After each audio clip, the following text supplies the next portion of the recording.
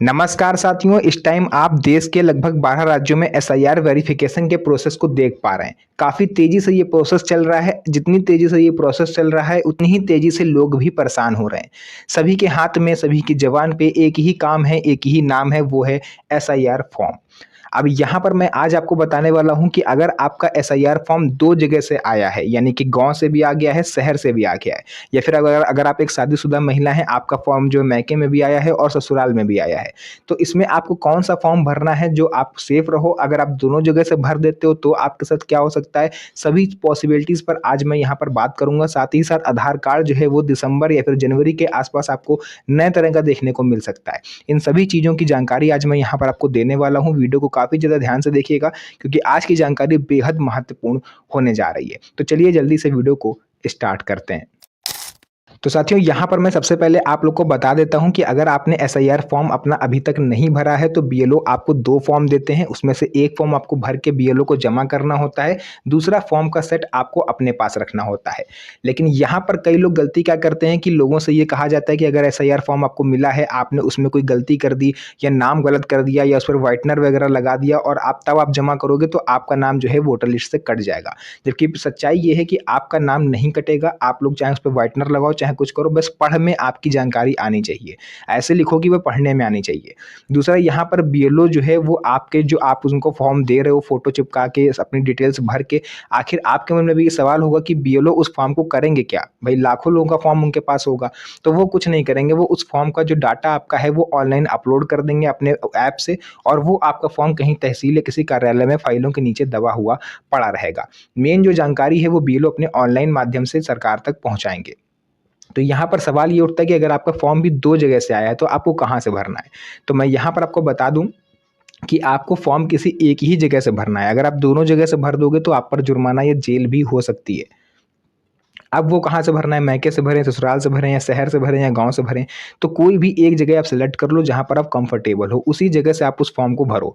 अब सवाल ये उठेगा कि भई दूसरी जगह हम क्या करेंगे, क्योंकि फॉर्म तो मेरा दोनों जगह पर आया है। तो दूसरी जगह जो फॉर्म होगा उसको आप ऐसे ही छोड़ दीजिए, उसको आप फिल करने जाओ ही ना। बीएलओ से आप फॉर्म ही एक्सेप्ट ना करो। तो ऑटोमेटिक जब आप वहाँ पर नहीं मिलोगे तो वो बीएलओ आपका जो नाम है वो कैंसलेशन में डाल देंगे, आपका नाम कट जाएगा। आपका नाम केवल एक ही जगह से रहेगा जहाँ से आपने एसआईआर फॉर्म भरा हुआ है। इस तरह से आप भी सेफ रहोगे और आपका जो काम है वो भी हो जाएगा। दूसरा, यहाँ पर अब मैं आपको बताने वाला हूँ कि आधार कार्ड पर सरकार क्या लेकर के अपडेट आ रही है।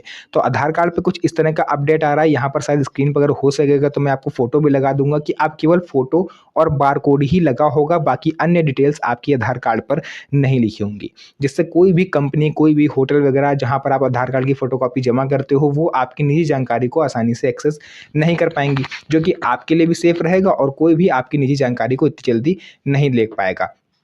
यहाँ पर अब ये आखिर आधार कार्ड कब से आएगा, तो देखिए पॉसिबिलिटीज़ हैं कि यूआईडीएआई यानी कि भारतीय विशिष्ट पहचान प्राधिकरण जो है वो दिसंबर लास्ट तक इस आधार कार्ड को इशू कर सकता है। फिलहाल अभी इस पर विचार चल रहा है। बात करते हैं, वापस से एसआईआर पर आते हैं कि वोटर लिस्ट की आपको एक फ़ोटोकॉपी लगा देनी है। अगर आपका नाम या आपके परिवार में किसी का नाम 2003 की वोटर लिस्ट में है तो उसकी आपको प्रिंट आउट निकाल के फ़ोटोकॉपी जो है वो एसआईआर फॉर्म के साथ लगा दीजिएगा, क्योंकि मेन काम जो है यहाँ पर मैपिंग का होता है। जो बीएलओ आपके फॉर्म आप दे के आते हो उसको ऑनलाइन पोर्टल पर अपलोड करते हैं। तो वो 2003 की वोटर लिस्ट से आपका नाम मैच करते हैं। अगर आपका नाम उसमें था और आपने इस टाइम भी एसआईआर भरा हुआ है तो दोनों जानकारी को मैच करेंगे। अगर कहीं पर भी उनको थोड़ी-सी भी उनसे मिस्टेक हो गई तो फिर आप प्रॉब्लम में पड़ोगे। आपको दौड़ा-भागी करनी पड़ेगी या फिर नए सिरे से आपको वोटर आईडी कार्ड बनवाना पड़ सकता है, जो कि आपके लिए काफ़ी लंबा प्रोसेस रहेगा। इसके अलावा 2 जगह से अगर आप फॉर्म भरते हो तो मैंने आपको बता ही दिया है कि क्या दिक्कत हो रही है। इसके अलावा देखिए, सोशल मीडिया पर एक तरह की और अफ़वाह चलाई जा रही है कि जिन महिलाओं के कान जो है वो दुपट्टे से ढके हुए हैं या जिन्होंने बुर्का पहना हुआ है, उनका फेस स्कैन नहीं हो रहा है। जबकि सच्चाई ये है कि हाँ, पहले स्कैन नहीं हो रहा था 7 दिन 8 दिन पहले तक, लेकिन मेरी खुद अभी कुछ बीएलओज़ हैं, उनसे बात हुई है। उन्होंने बोला है कि किसी टेक्निकल इश्यू की वजह से ऐसा नहीं हो पा रहा था, बट अब सभी के फेस स्कैन हो रहे हैं, चाहे आपने बुर्का पहना हो, चाहे आपका क्लीन फेस हो। मिलेंगे आप सभी से नेक्स्ट वीडियो में एक और अच्छी इंटरेस्टिंग मज़ेदार वीडियो के साथ। तब तक के लिए धन्यवाद। जय हिंद।